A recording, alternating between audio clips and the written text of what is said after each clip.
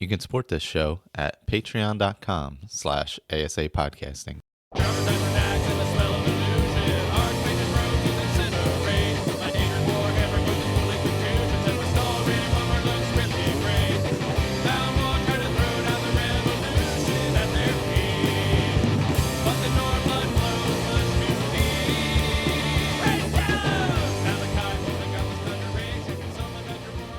Hello, welcome back. Skyrim Addict Podcast. I'm Michael, joined by Ray. Hello. And Victor. Good evening. We're back with some Skyrim Elder Scrolls talk. I'm being yelled at by a cat immediately. So we're live. Yeah, immediately being yelled at by a cat. So I dove into the most tedious of rabbit holes in Skyrim, and that is the 125 Thieves Guild Radiant quests to fill up the fill up behind the desk in the cistern. Didn't you try this at one point, Ray? Because I vaguely remember this. I've done it. You completed it. Yeah, but oof. The thing is that the last time I played the Thieves Guild, I couldn't for the life of me remember, how to do it. But there's a way to save right before they assign you the quest. Yeah. And so you can just keep reloading until they give you the city you want. Yeah. So that that way. Well, can't you just keep refusing until you get the city you want? Well, that's what I've done. No, because then it starts to reduce the total amount at some point. Oh. So I think when you start refusing them, doesn't it reduce the total at some point if you keep refusing them? I was trying to look that up. I've never had the nerve to refuse them. Oh, they just bitch. They call you a pussy and all the other nasty things they can possibly call you. And like, oh yeah, even if you're the if you're in charge of the Thieves Guild, like, shout them across the stupid cistern. They like, still, yeah. Oh, I can't believe it. Oh. That's right. Yeah. Because I've done the whole thing once, but there's the whole thing, and then there's the whole thing. Right. Yes, I did not do the whole thing. Yeah, you are correct. Yeah. So I'm done where all 4 shops are open in the Ragged Flagon and all that. Now it's so there's special trophies for a certain amount after you do a certain amount of jobs. It's the achievement run. Yeah, they go behind the guildmaster's desk in the cistern. Where like the Eye of the Falmer is and all that stuff. Right. Yeah. So like once you pass like 55 jobs, there's like something there, and then 75, and then the final one is 125. So that's when you finally have fully brought the Thieves Guild back to prominence, I guess, technically, at that point. So, but then you don't need. It doesn't matter where you're taking the jobs out at that point because you've already completed the quests for each and it takes almost 125 jobs to get the 4 vendors. Yes, it does. This is true. This is very true. Yeah. And I'm still on the same. I am just about at 2,000 items in the museum now. Holy smokes! Yeah, because I started doing the Thieves Guild because it was like the last guild that I had to do. So I was like, I'll just do it. And then I started getting involved in all this nonsense, and I was like bopping around and picking up all kinds of little stuff everywhere, and just kept going and going and going, and coming across random little things I forgot that I hadn't done, like Treva's Watch and places like that.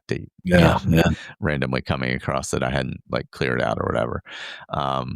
So now I'm like pretty close, maybe within like 10 or so items of 2,000 at this point, which is, I think, the highest I've ever had it, quite frankly. That's a lot. I've completed like all the quests and all are done with the museum and all that, but It's not buggy or anything. It's not like slowing down when I go in and out of there. Yeah, that's amazing. That's the only reason I'm still like okay with it, because it's not like I go in and out. There's no issues whatsoever. So when you bring stuff back, so because I'm still running through this legacy run that I've been sort of pecking away at for months, how do you sort of load in items to display? Do you give them to Orion, or do you put them in somewhere else, or what? I just go to the table in the room, unless it's like something where if sometimes I'll look at a display, and if there's like one thing left, maybe I'll look it up and go get it, and then I'll just come and stick it there or whatever, because there's those random things that are just from Legacy or whatever. Sometimes I'll look those up, see where they are, and go get them or whatever, because it might have been something I missed in a running through a dungeon or something like that, because they were sitting like on the table or something. Yeah, I've been trying to give them to Orion, but when you walk in and then you open your curator's guide and it'll tell you where Orion is, but he's almost always in the Hall of Heroes. Then you got to run around. You can hear his voice, but you can't find him. I always just go to the table, the sorting table. I just go to the table and do that in the guild, in the safe house. No, or downstairs. Downstairs. Yeah, right off the kitchen there. Whatever room. Yeah, in the curator's room. Yeah. Does that tell you in the same way that giving it to Orion does? In other words, it'll only show items that are available to display. Mm-hmm. Yeah. Okay. It'll only take whatever rules you've set up for, like if it's not going to take quest items and all that kind of stuff. Yeah, I haven't set any rules. It'll do that sorting, whatever settings you've set for it. Yeah, I don't set any settings. Yeah. I mean, it's all basic. It's just, don't take anything that's a quest or that I have favorited or whatever, basically. It won't do that. So what I'll do is I'll always go to the replica table first and see if it's something that I actually want. 99.9% of the time, it's not something I actually want, because I already have my own, at this point, when you're like level whatever 55 or something, like nothing you're getting is better than what you have. What you already built yourself. I'm not finding anything that's that's better than what I've basically got right now character is, because it's one of my favorite weapons, of course, Dawnbreaker, and a really, really good shield. And my heavy armor is over 100 if I'm wearing something to augment it. And block is up to 80 or something for melee. Anyway. Yeah. I actually just switched from two-handed because I went to the Thieves Guild. I totally switched over to light armor and double daggers.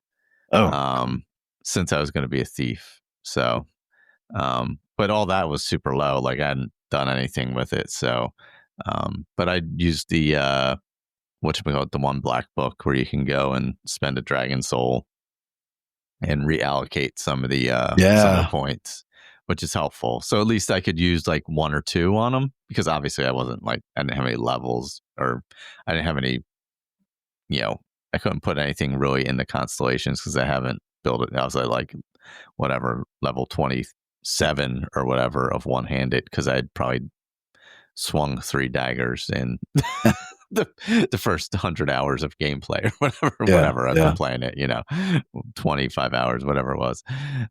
So, but at least I could put something in it so that like when a, ancient dragon came and attacked me, I had a semblance of a chance to survive. Since they're still flying around while I'm in my light armor sneaking around with double daggers.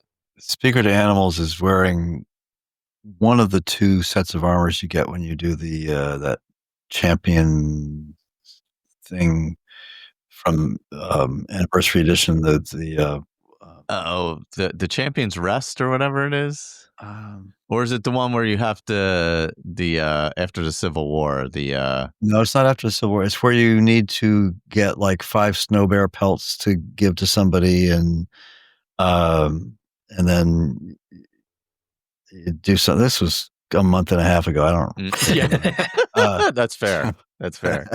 5 snow bear pelts is definitely part of it. And yeah, it's something I suppose it would integrate better if you were actually involved in the Civil War at the time. Okay. But it's definitely Stormcloaks versus Imperials, and you get, as a reward, you get 2 sets of armor. There's a really OP Imperial armor and a very OP Stormcloak armor. And I'm I wearing actually that. just did that. Yeah, the Battle of the Champions or something That's like it. that. Thank you. Yeah, yeah. Battle of Champions, It's right over by Tundra Home. Yeah. Yep. Yeah. And so the Stormcloak set is really good. It has a super high frost resistance. So between that and my heavy armor, I can basically stand in front of a frost dragon and wave my Q-tip at him and he'll die. So yeah, I went and did that, and a dragon showed up, so it actually was like helpful and hurt and kind of a pain at the same time, so it was that. But I'm really enjoying. This is probably the longest I've played any character in quite some time, and I'm really same. Sort of just pecking away at it. And he's a big giant Khajiit, and of course now I had to go get Karjo, so Karjo's my main follower now for a while. But I think I have 5 or 6 followers hanging out at the safe house. I'm using Nether's follower framework, which, by the way, is super stable from everything I can. Oh, really? Yeah, it's a good mod. Yeah. So yeah, Rogi is hanging out there because we enjoy the mead together, and Raya and Lydia. Serana is waiting, on the other side of the island now because I said, "Yeah, I'll see you there. I'll be right there." That was about 3 weeks ago. I got Serana cured herself in my game. She's hanging out at Dawn Guard. She is human now. So good for her. Although she's very powerful still, let's say. I'm enjoying I haven't done the deep into the Dawn Guard for quite a while, so I'm enjoying that. I've left Dragonborn. I haven't started yet, and I've got the main quest to diplomatic immunity. I haven't taken it past that yet. So, but I'm enjoying the Dawn Guard run, and I've got a couple of really nice the JK's Dawn Guard and the same person who did Obscure. There's Obscure's Winterhold and Obscure's Dawn Guard. I have the Obscure's Dawn Guard and JK, and there's a patch to make them work together. And so it really increases the whole area, the outside the Dawn Guard fortress. Oh, nice. So there's a lot of stuff happening out there, and inside.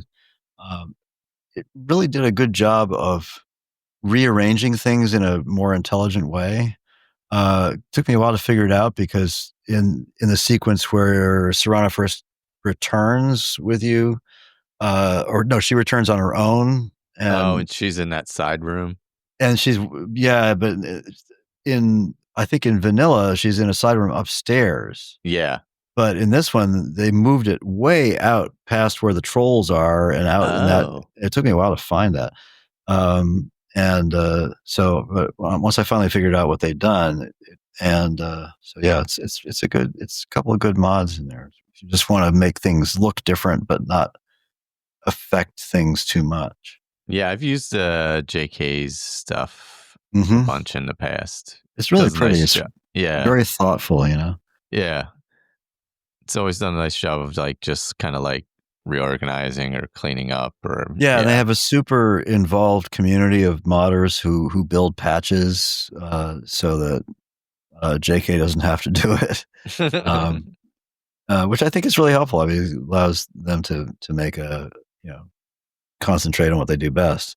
However, I ran into something interesting, and you guys could probably tell me where it came from, but because I like to try to play my characters in a sort of natural progression, right? So when things pop up that seem like it's the right time to do them, that's when I do them. And so it seemed like the right time to start the College of Winterhold. I don't remember why. I think it was probably the Septimus quest for Dawn Guards.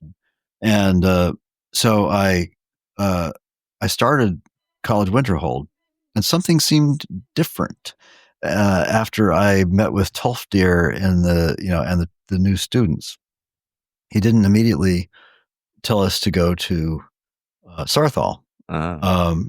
And as I sort of started probing things and doing some dialogue, interactions and stuff like that, I realized that I needed to first meet with all of the wizards, whatever, of various schools, get a spell tome from each of them, learn the spell tome, go back to them and tell them I'd learned the spell, and then do a side quest for them. Interesting. And I honestly, I don't know what mod I loaded or whether that's or it's part of Obscure, but I've had Obscure. Maybe. I've had Obscure loaded in many playthroughs, and I've never had this trigger. Or whether it's an anniversary thing that you have to trigger somehow. I don't know. No, but it was I've never come across it. It's great. I don't know where it came from. It doesn't matter. It's awesome. Well, except that now we got to find out so we can load it too. Yeah, no, it's great. It makes total sense, right? That does. You have to learn all these things. You're a student after all, right? So so you have to go to each one of these, Feralda and who are the Drevis for illusion and the guy for conjuration, and of course Colette. And Tolfdir for alteration. Anyway, so you do all of them, and they send you on these little side quests, and you come back, and eventually, once you've completed them all, then you get a prompt, or Tolfdir comes and asks you, I don't remember which, and then you actually go to Sarthal, and it kicks off and continues on from there. It was just great. I thought this is awesome. I loved it. I just don't know what mod it is. Not a freaking clue. That's a good question. I have never come across that, but it sounds it sounds good because that's like proper, like you're going through it. Like there's actually a step-by-step process to get where you have to be in the college. Yeah, you can really actually sort of role play being a real student. Yeah, so I had a lot of fun with that. Yeah, got to take all the 101 classes. That's exactly right. Yeah. Yeah, because really, like, after playing the Thieves Guild, that's kind of the only one where you at least have to do some kind of minimal questing to be in it. You have to at least minimally prove yourself. Yeah. I guess companions too, kind of. You have to kind of minimally prove yourself too. Well, I've played with there's a series of mods, and I've mentioned them before on the podcast, called XX as it should be, right? So, and each one of those has a similar, but it's not quite the same format. But they all require you to do things. So, anyway, and the Thieves Guild one, you have to forget what you have to do in order to attract Brynjolf to offer you the opportunity to to fake out. But anyway, and I also had a mod way back when we were doing the audio roundtable, right? I remember I had a character where you can actually refuse to become a werewolf. There's a mod that allows you to do that. Oh, there's a mod that allows you to refuse. The companions, yeah. There's some mods out there that actually make that kind of cool. But that would make because currently, I mean, obviously, in vanilla game you have to, and then you have to cure yourself. You can't. Yeah. Oh, I just married. Was it Alia the Huntress? Actually. Oh, okay. Yeah, well, she's one of your favorite NPCs, right? Yeah, I hadn't actually done the companions in a long time, and then I had done it so long ago. Oh wait, I'm sorry, I'm confusing that one with the one that you hook up with way over in what's in her name? Yeah, Ilya. Yeah, the Darklight Tower. Yeah. I went with. I ended up marrying Alia the Huntress. I don't know why. Oh, okay. Because I was going to marry, I wanted to see if you can marry Sadia, but you can't. Because I was like, I helped her out. Makes sense. I'm sure there's a mod for that. Yeah. And then I was like, oh, well, who can I marry in Whiterun? So I looked it up and I was like, okay, well, whatever. She can move into Breeze Home. so, so I was like, yeah, I just wanted to, tick that off too, since I was just kind of doing everything. I hadn't actually done the little marriage kind of quest line in quite a long time. So I went through and did that as well, since I'm in Riften a lot while I'm doing this whole Thieves Guild thing anyway, in and out of there quite a bit. So. Okay. Actually, I found this, and I did not remember actually loading this up. It's called College of Winterhold Quest Expansion. It's by Jay Serpa, who's pretty well-known modder. I'm going to click on there. Well, it doesn't matter. There's like several pages worth of mods. But anyway, Jay Serpa. So yes, College of Winterhold Quest Expansion. I didn't even realize I had that loaded. And there it is. So anybody looking for that particular one, check it out. Jay Serpa is the nice mod author. Yeah, that seems nice for a nice role play of the college, though, where you can actually expand it out and make it a full character playthrough. Yeah. So one of Jay Serpa's mods is take a nap. Yep. Oh, okay. Sleep on a chair. Yeah. Oh, that's a good idea. Yeah. That's a good mod. No, I know I've used several of their mods before, but there's one I think they're most well known for, but I can't remember what it is. Sleep on a chair is a good mod because a lot of us fall asleep on chairs. Yeah. Well, I did that at least 3 or 4 times today at work. Oh, wait, I wasn't supposed to say that. So the one of theirs that I have downloaded is the Simple Hunting Overhaul. Yes. Yep. So that's one I've used before. What's the Simple Hunting Overhaul ad? So it's not quite as involved as Hunterborn. Yeah. But you still have to, you still have to clean them. One nice but gross thing is that when you skin them, it actually leaves a skinned carcass on the ground, so that you can tell that you've skinned that one. Yeah. You don't have to walk up to them and as if you really wanted to know. Yeah, that's right. That's what I like the Hunterborn version of that. You just sort of delete it off the map. Yeah. I'm looking through. I don't know how I came across, but they've written a number of XXX quest expansions, including Civil War and the Periite quest, and several other ones. So yeah, I like their first line.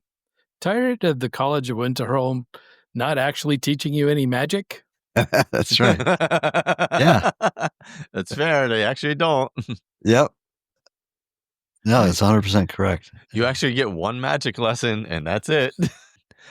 Yeah, once a Tolfdir shoots that spell at you, that's the end. That's the end of your lessons. Yeah. I guess you could stretch it out and say, well, then you also have to be able to magically open the door in Sarthal. Yeah, you have to be able to cast a spell to open the door. Yeah, you have to be able to cast a fireball spell at the door. Yeah. Oh, right, yeah. Which, if you're doing an alternate start, you may not have. That's fair. Well, but don't you have to learn something at the? I don't think does it have to be a fireball? I think it could be any spell. I think it has to be a destruction spell. Does it? Oh, yeah. I thought it had to be a destruction spell. I thought it had to be a fire spell too. Yeah, if I'm not mistaken. Seems to me. Is there a scroll in there somewhere? Not until you get farther down. Scrolls, yeah. Yeah, I know I've been stuck there before. And then just said, fine, I won't join the college. I'll just stay right here forever. I'll show you. Other than that, as I said, I've been truly enjoying this playthrough. Dripping along and wondering where the hell all the good new games are. The answer is they're not. I am looking forward to playing Borderlands 4, but I'm going to wait till it's on sale. Yeah. I watched some of the. I haven't watched any reviews of it yet. I watched the trailers. I like Borderlands. I've always had fun playing them, but I've never paid more than 50% for the games. Same here. I've never played very far into them either. Yeah, well, and that's kind of my reasoning is that they're a lot of fun. I've played through 1 and 2 all the way. 3, I didn't like.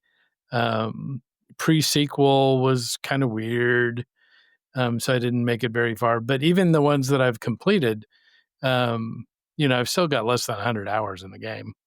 It's definitely not a $80 game. Yeah, no, it looks very pretty. I enjoy the humor. Yeah, I want to poke my eye out with a sharp stick after too much of Claptrap. It's just no. He is the best companion in any game, anytime. Okay. Stairs. It had to be stairs. Instead of snakes. Yeah. But so it'll be a while before I play that one. Yeah. I've also found that Oblivion is not particularly replayable for me. No. I was messing around with the reflect spell, and building a character where the enemies kill themselves by trying to kill you. And it was fun for a minute. But then it was like, no, this really isn't that much fun. There is a shout added by Enai Cheyon's shout mod that does the same thing. I can't remember what the shout's called. That's fun to use though. Yeah, it's fun if it's just something that you can occasionally use. Yeah. But with the Oblivion, once you build it, you're pretty locked in. Oh yeah, yeah. Because you do, all this reflect damage. Whether you're trying to attack them or not. Yeah. So, but I did have fun with that. It's called Lead and Steel in Cyberpunk. If you're a katana character, you can take a perk that lets you deflect bullets with your katana. Ooh. Back at the the attacker. So they have to be shooting you, and you have to time the block. Kind of like time blocks in Skyrim. And you can reflect the bullets back at them. Including automatic gunfire and shotguns. So you can hit them with multiple at one time. You're just that fast. That's where I've been spending most of my time is in Cyberpunk. I really wanted to go in and try the new update to Valheim. There's bears and various other combat modifications. Really? I just could not force myself to go back to Valheim. So I'm so tired of it. So yeah, and then I looked at the new Skypothesis build. Mm-hmm. Yeah, I didn't get a chance what did you to think? watch yet. I thought that it sounds like it's a lot of work. Yes. For a really weird outcome. Yeah. So it's it's kind of like, well, in Oblivion, if you take the Atronach perk, where you don't regenerate magic. So it's kind of like that. It's got that element to it where you're not, regenerating magic in a conventional way.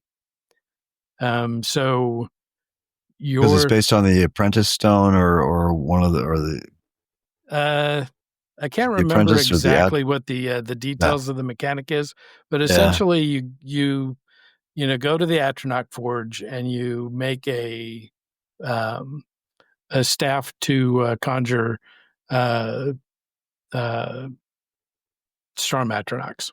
Yeah. Which is an old Major Slack trick, by the way. Yeah.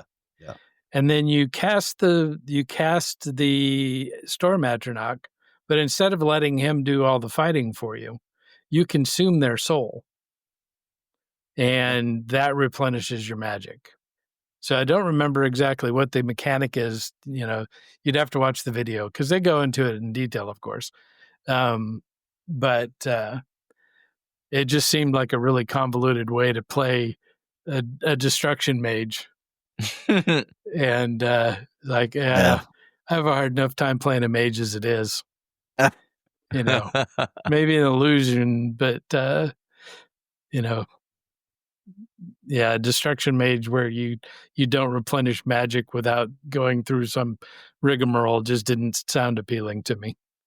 So you're basically casting the Storm Atronach and killing it to absorb the soul to replenish, essentially? Yeah, to replenish your magic. Yeah, because they're greater or grand souls, I assume. So yeah, I don't know.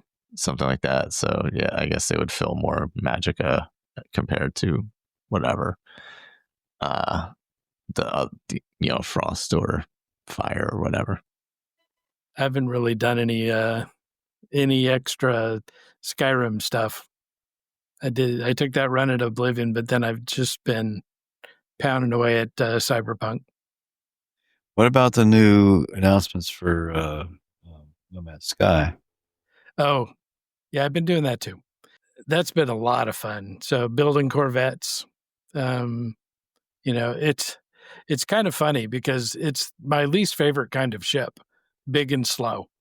And one of my favorite things to do in No Man's Sky is to fly around on planets and discover things. But if you have a ship that's so big that, in third person view, it takes up 2/3 of the screen, discovery is very difficult. It's fair. Even with the best visibility cockpit, first person is very, very limiting as well. I solved that problem by building 2 ships connected by a very thin connector. So it leaves the center open so I can see down to the planet surface. Oh, that's cool. Yeah, well, Sean was saying that he feels like they're testing out things in No Man's Sky that they're going to be using in, I forget what the next game is called. Yeah, Sean actually said that in a video that he put out. The other Sean, the ones that's not my son. Yeah. Not your son. And he said, yeah, I mean, we're learning stuff in the process of programming Light No Fire. Okay. Yeah. That we are just putting into No Man's Sky. And I mean, it's really kind of genius. So they're testing all this stuff. Of course, he said, when in Light No Fire, it'll be for building sailing ships. Mm-hmm. But being able to work out the functionality and everything, and you can see especially with the graphics and water textures and terrain and all that kind of stuff, has just been getting these big leaps and bounds as they bring stuff over from Light No Fires. That's cool as hell. Yeah. So I just honestly though, I'm as fun as those worlds are to play in. You've spent a lot of time in No Man's Sky, and I've spent hundreds of hours, actually more than that. But anyway, in Valheim, I can't go on much longer in games like that without some sort of purpose. Without an actual, some quests, some storyline, something, which is why we keep going back to Skyrim. and other games like it. I just Yeah. I desperately want there to be some kind of story in Valheim. Coming from from Fallout and Skyrim, that just becomes such an expectation. Yeah, it does. You're right, and But it's probably unreasonable, and it's certainly not practical. You can't have a procedural world. Others have tried, but I don't think you can really have a procedural world that also has fixed quests, right? It's just it's difficult. Yeah, if not impossible. Yeah, I think Enshrouded tried to do that. Yeah, there's really not any that I can think of that have really pulled that off. Right. Yeah. Maybe AI will do the trick. Did I actually say that? I'm sorry. There has to be a good use for AI somewhere. Yeah. Right. Yeah. So I mean, it sure isn't Copilot. Yeah, it's not going away. Yeah, so that's right. Hopefully somebody can channel it for good. And somewhere it's going to fit. Find its niche somewhere. Yeah, that's right. And for it to be able to tell a story that's got pre-established parameters. Yeah. In a completely nebulous in a dynamic world. Yeah. Yeah. Well, it's the life we live every day. So I suppose AI might be able to replicate that. Who knows? No. I did manage to play a unarmed character in Fallout 4. Ooh. I kind of gotten on the unarmed kick ever since the character. Well, so the character that I did in Fallout London kind of kicked it off. And, then I did the one in Oblivion and one in Skyrim. In Fallout 4, there's a really easy way to be a great unarmed character. And that's to, rush downtown and kite Swan to the metro tunnel and get him stuck there and kill him with, a 38 pipe pistol and your thousands and thousands of rounds of 38 ammo and 45 minutes of gameplay. Yeah. But you get the Furious Power Fist. That's an in-game weapon. But is that truly unarmed, Ray? No. I contend no. No. I do too. That's why this character that I'm playing in Fallout 4 right now will only ever use brass knuckles. Ah. Okay. So that's his shtick. Excellent. Can you I've never tried it. Can you level up the brass knuckles, or do you just level up your unarmed? Just your unarmed. I mean, you can add stuff to them to make them a little bit stronger. Make them into Quicksilver knuckles or something. Well, no, you add bolts to them. Oh, okay. Or you add blades to them. So that'll either increase the amount of armor penetration you have, or cause bleed damage. So, but beyond that, it's just leveling up Iron Fist and your strength. So, the first thing you do is you, when you get out of the vault, you go to Concord and pick up some drugs and bring them back to Sanctuary. And then you take the drugs. So you start off with a 10 strength. You take the drugs, that lowers you down to 9. And so then you take the special book and that gets you back up to 10. And then when the drugs wear off, you're at 11. Oh, tricksy. And then you get the bobblehead and you're 12. Where there is a will, there's a way. Yep. Now this College of Winterhold quest expansion has me itching for yeah, it was fun. And now that I've sort of explored his 4 or 5 pages of 102 mods or whatever on Nexus. I want to try some of these other ones too. Yeah, I mean, expand all kinds of stuff. Yeah, with all the expanding the quests seems like a really fun option. Especially like the Civil War and stuff, because it's relatively long anyway, but adding a little more depth to it would be pretty fun. Oh, I have discovered, so I'm using a lot of shouts now. I think it used to be, I used to love, of course, Unrelenting Force, fantastic. Everybody loves Unrelenting Force. People go flying. It's great. Slow Time is amazing with daggers. Oh, yeah. It is like if you're really like with the double daggers. Oh, it's so like when I did the battle by Tundra Homestead, that champions battle or whatever. Boom, hit slow time and just ran around and killed like 5 of the Stormcloaks before they could even get their swords out with double dagger attacks.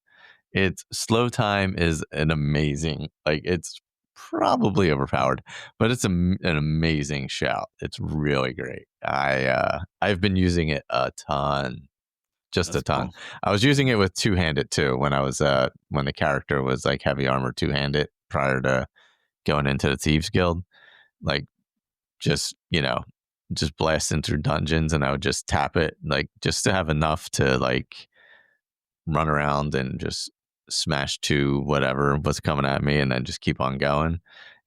Slow time is like my new favorite, and I never really used it a lot. I always forgot to use the shouts in the past because I always ended up being a sneaky archer because you don't really need the shouts that way because you're hiding somewhere. They're a lot more usable when you're up close, and when you're sneaky, Aura Whisper works well. Aura Whisper's great. Yeah, I do use that actually in the Thieves Guild quests when I'm like stealing stuff in houses. And for running away, I like Become Ethereal. Yeah, that is great because then you can just like run off a cliff and you can just jump off anything. Yeah, I've definitely used that a bunch.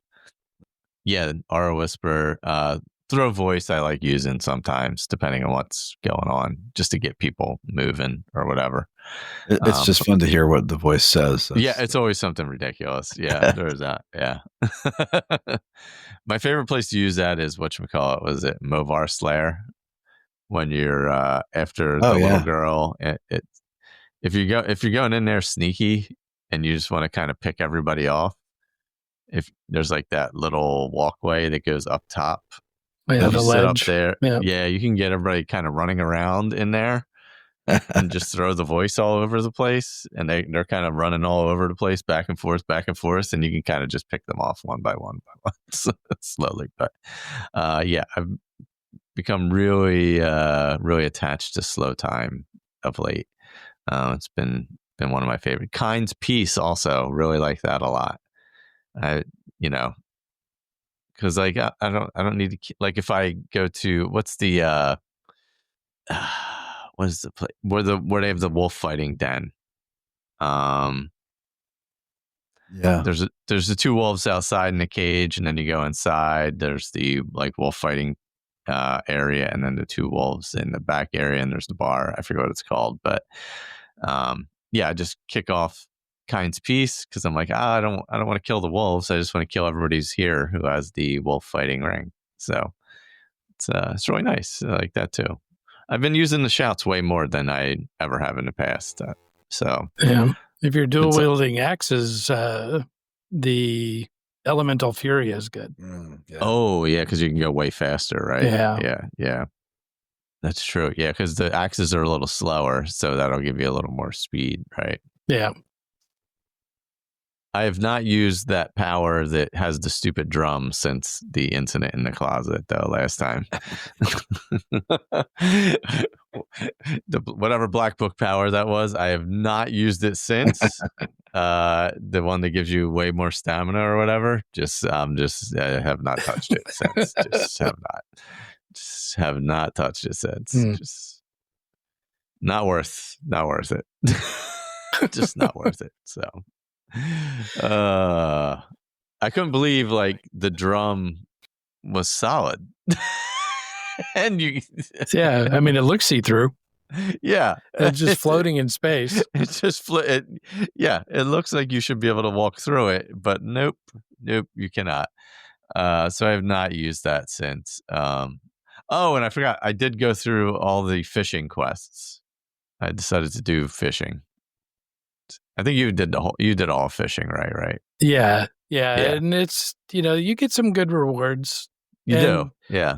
Once you have that dwarven fishing pole, Mm-hmm. You get a lot more rings. Yeah, and a lot less buckets. And flagons and yeah.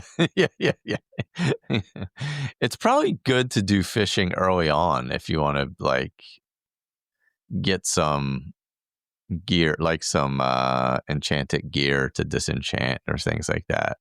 If you went and did the fishing quests relatively early on. Yeah, although it would be hard because some of them you gotta get to places that are tough. Yeah, and the one quest that you get from the guy in Morthal, that's not an easy fight. Oh yeah, yeah. No, where the three of them all of a sudden, no, that's true. Yeah, because I was pretty high level, and I was like, "Whoa, hold on." That was another slow time kind of deal there. Because I was like, I wasn't sure what was going to happen, but I assumed it was going to be an attack. So, but yeah, no, I that was my first time going through fishing, so I was like, oh, let me have fun with that. But yeah, fishing was pretty good. I enjoyed it. It wasn't as bad as I thought it would be. And like you had said, you end up actually just diving in the water and catching the fish with your hands half the time. So there is that. So yeah, I've never run through all that. I have actually more pets of Skyrim this time than I have ever had. Yeah, the pets are great to collect. I have them in all the houses all over the place. I haven't got the goat yet.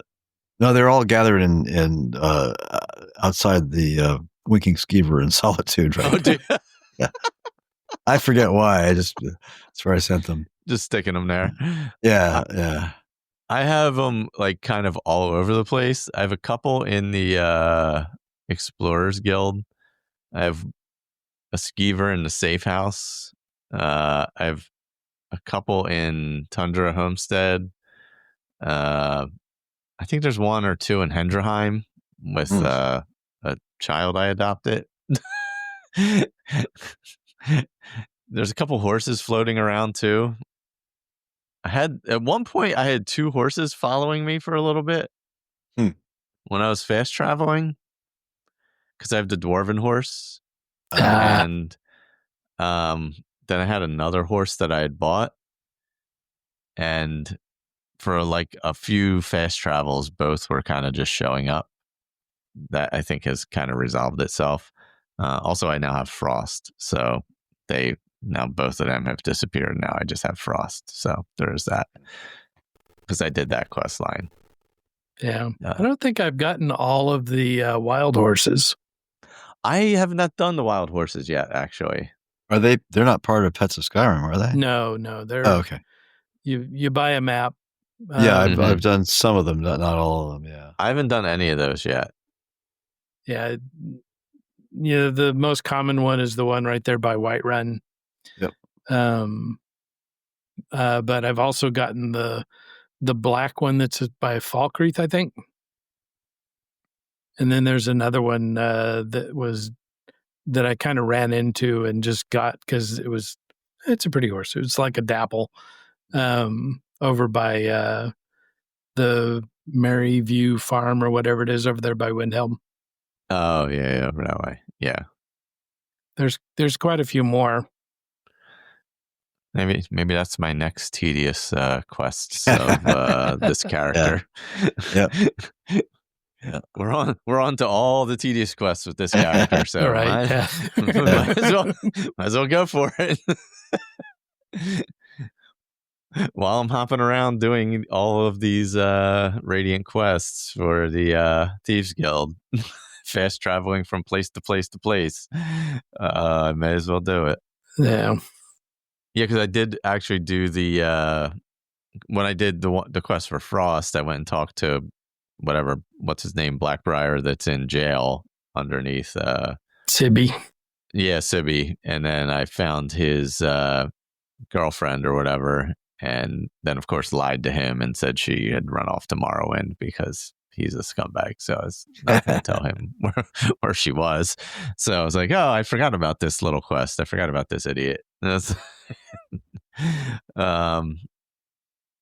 And I kept Frost from what's his name. So there was that too.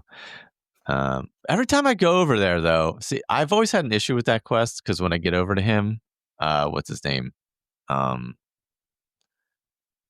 guy that you give. He's got a French name, something. Yeah, Louis Latrush. Latrush. That's yeah, it.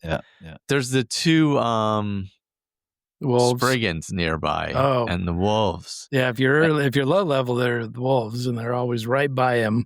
Yeah, and a fight always breaks out, and it screws up the handoff. Yeah, and yeah, so this time, yeah, usually it is like wolves or something. It was Spriggans for me this time, and thankfully this time it didn't screw it. Like I went way around because I saw the Spriggans because of the way I came through, and I was like, oh, this always screws this up.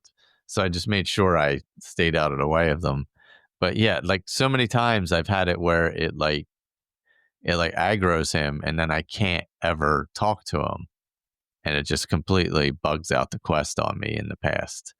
So this is one of the few times I've actually been able to finish it because I don't really do it all that often, but a bunch of times in the past I've had issue where like whatever it was, the wolves or Spriggans or whatever happened to be there, like maybe I hit him with something if I was trying to kill them, or he got aggroed, or something else showed up, or who knows, whatever.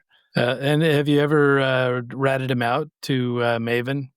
Yes. Yeah. I did that one time, and I was coming down the hill from Hendrheim, and all of a sudden I see this commotion down at the bottom of the hill, and it's hired thugs killing Louis Latrush. It's cool when like all that random stuff kind of just happens. Yeah. There's something that happens subsequent to the Ethereum quest where the guy who stole Katria's info and published the book under his own name gets his just desserts. Oh, really? Yeah. I can't even remember his name now. But yes, there's something. There's a nice little tie up there as well. By the way, speaking of the bugged quest with Latrush, if you do the J Sherpa expansion for College of Winterhold, the conjuration, I can't. What's the conjuration mage's name? Is that Phineas? Oh, Phineas Jester? Yeah, whoever it is.